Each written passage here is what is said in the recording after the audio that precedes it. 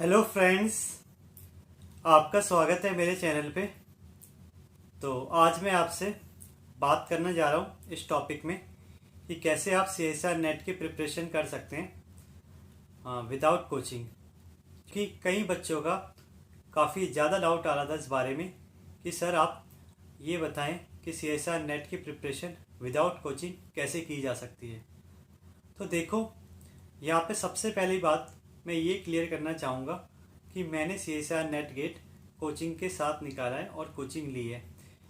ये मैं इसलिए बता रहा हूँ, बच्चे अभी आप ये भी पूछ सकते हैं कि सर आपने क्या विदाउट कोचिंग के निकाला है, या आप सर कैसे गाइड कर सकते हैं।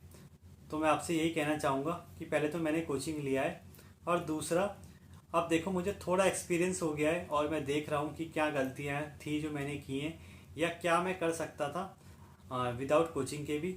तो मुझे इसका थोड़ा आइडिया है, तो उसे ही मैं थोड़ा आपको बताने की कोशिश कर रहा हूँ।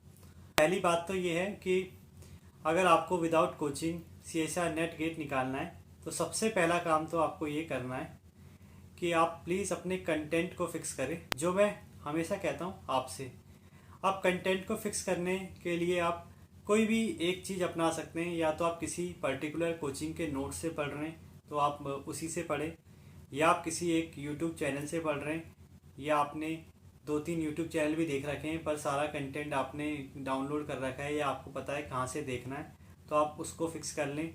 या थर्ड, आप स्टैंडर्ड बुक के थ्रू जाएं और उन्हें पढ़ें।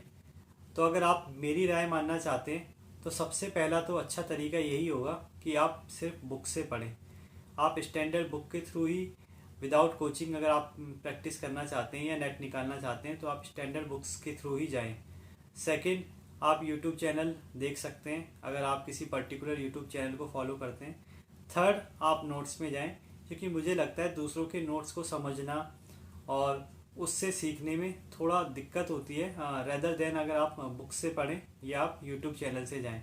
सेकंड, मैं आपसे ये कहना चाहूँगा कि प्लीज़ आप किसी ऐसे यूट्यूब चैनल में ना जाएं जहाँ पे कंटेंट आधा अधूरा आपको मिले, या कुछ रोज़ नई बातें होती हो, या कभी कुछ पढ़ाई हो रही है कभी कुछ हो रही है।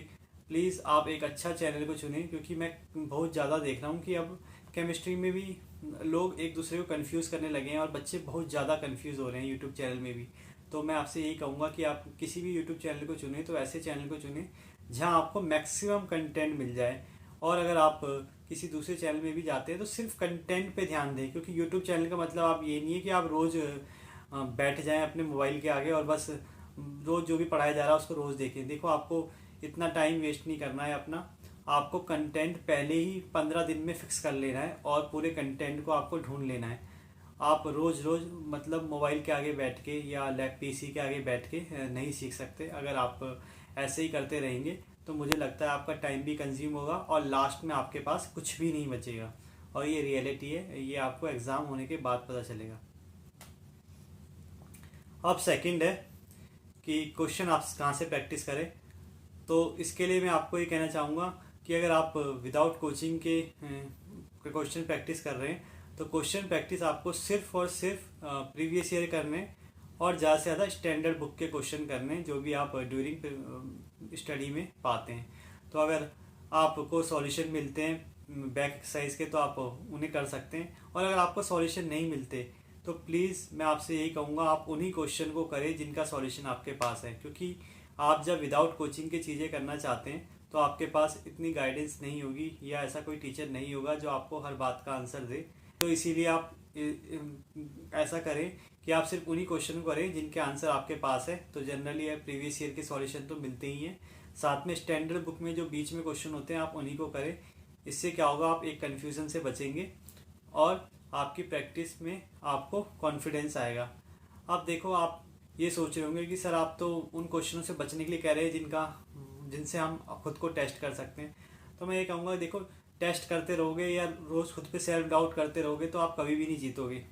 मतलब ऐसा कभी भी नहीं होगा कि आपको लगता है कि आप दुनिया में सारे क्वेश्चन कर लोगे, पर ये ज़रूर हो जाएगा कि आपको इतना डाउट आ जाएगा जो आपको एग्ज़ाम में दिक्कत देगा अगर आप हर चीज़ को प्रैक्टिस करने की कोशिश करोगे जब तक आपके पास सॉल्यूशन नहीं है। तो अब थर्ड है, अब चाहे आप कोचिंग करते हैं या कोचिंग नहीं करते हैं, तो जनरली हम नहीं कोचिंग करने वालों की बात कर रहे हैं, तो भी मैं आपसे कहूँगा कि आप अपना टाइम को फिक्स करें और अपने जो कोर्स है पूरा उसे एक बार एक जगह लिख लें कि ये कोर्स आपको पढ़ना है, और साथ में ये भी देखें कि कितने मार्क्स का क्वेश्चन आ रहा है किस टॉपिक से।